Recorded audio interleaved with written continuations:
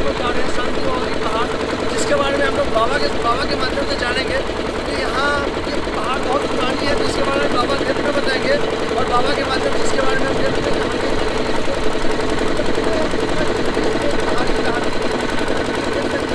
और हम लोग बोट के सहारे और कोई सहारा भी नहीं है, हम लोग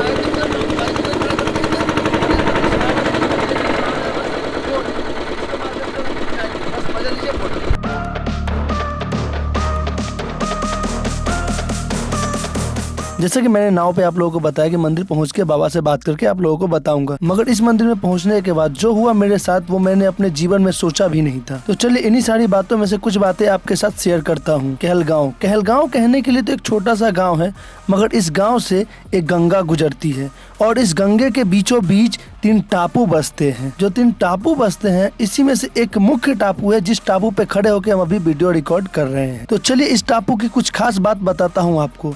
ये टापू तकरीबन 200-300 साल पुरानी टापू है। इस टापू पे सभी लोग नहीं आ सकते। इस टापू पे वही लोग आते हैं जिनके पूर्वज का कुछ ना कुछ संबंध है इस टापू से, कुछ ना कुछ रिलेशन रह गया है इस टापू से, वही लोग यहाँ पे पहुँच सकते हैं, बाकी कोई लोग नहीं पहुँच सकते। इसलिए इस टापू पे केवल 76 लोग हैं, जिसमें कि 90% लोगों के हाथ में आईफोन और 76 लोगों में से 26 लोग IAS और IPS अधिकारी भी हैं। 14 लोग स्टेशन मास्टर है और भी लोग जिनसे मेरी इंट्रोड्यूस नहीं हुई है। यहाँ के डिसिप्लिन की बात करूँ तो जो वस्तु जहाँ पे 10 साल पहले रख के जाएंगे, 10 साल बाद आके भी देखेंगे तो वही जगह पे आपको दिखेगी वो सामान। अगर मैं लोगों की व्यवहार की बात करूँ तो यहाँ पे कोई शिष्य कोई चेला नहीं मिलेंगे आपको। सब एक दूसरे को गुरु बोलते हैं और गुरु भाई बोल के ही बातें करते हैं और एक दूसरे से यही से रिलेट भी करते हैं, गुरु गुरु ही बोल के रिलेट करते हैं। जब बरसात के दिन में बाढ़ आती है तो यहाँ पे आदमी तो छोड़िए सांप भी माथा टेकने आते हैं, और ऐसे सांप जिनके एंटीडोज भारत तो छोड़िए पूरे दुनिया में भी नहीं है। आप लोग कहलगांव में कब आए? तो आप लोग कहलगांव में उस समय आ सकते हैं कार्तिक पूर्णिमा के अगले दिन। यहाँ पे एक बहुत बड़ा लंगर का आयोजन किया जाता है,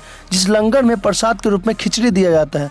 वो एक पूर्णिमा के अगले दिन होता है और उसके अगले दिन एक ब्रह्म भोज का भी आयोजन किया जाता है। आपको एक स्टोरी बताता हूँ जो इस टापू से रिलेट करती है। इस टापू को कोहल ऋषि का आश्रम भी कहा जाता है। कोहल ऋषि के नाम पे ही इस जिले का नाम कहलगांव पड़ा है। कोहल ऋषि जो थे वो वैदिक ऋषि थे और उनका पुत्र अष्टावक का जन्म स्थल भी ये टापू है। ऐसा कहा जाता है जब अष्टावक माँ के कोख में थे तो उन्हें कोहल ऋषि वेद शास्त्र का अध्ययन करके सुना रहे थे। एक बार कोहल ऋषि एक श्लोक बता रहे थे जिसका अर्थ उन्होंने गलत बताया, तो अष्टावक जो गर्भ में थे उन्होंने उसका उत्तर दिया, मगर उनके पिताजी एक न सुने उनकी। फिर से दोबारा उन्होंने बोलने की कोशिश की तो कोहल ऋषि ने कहा अभी जन्म भी नहीं हुआ और तुम इतने टेढ़े। फिर उन्होंने श्राप दे दिया, जाओ 8 अंग से टेढ़े हो जाओगे। जब अष्टावक का जन्म हुआ तो सच में वो 8 अंग से टेढ़े जन्म लिए थे, इसलिए वह तत्वदर्शी महापुरुषों में जाने जाते थे और राजा जनक के गुरु भी बने वो। फाइनली मैं यही बोलना चाहूंगा, भगवान के हम बहुत बड़े शुक्रगुजार है कि मुझे इन सब लोगों के साथ बैठने का मौका मिला। तो चलिए अब चलते हैं बोट पे और पीछे वाले जो 2 टापू बचे हुए वो भी टापू आपको दिखाते हैं बोट से। हमारे पीछे जैसा कि आपको एक और टापू दिखेगा जहाँ पे बाबा लोग रहा करते थे और यहाँ पे मतलब रह के वो लोग मतलब अपना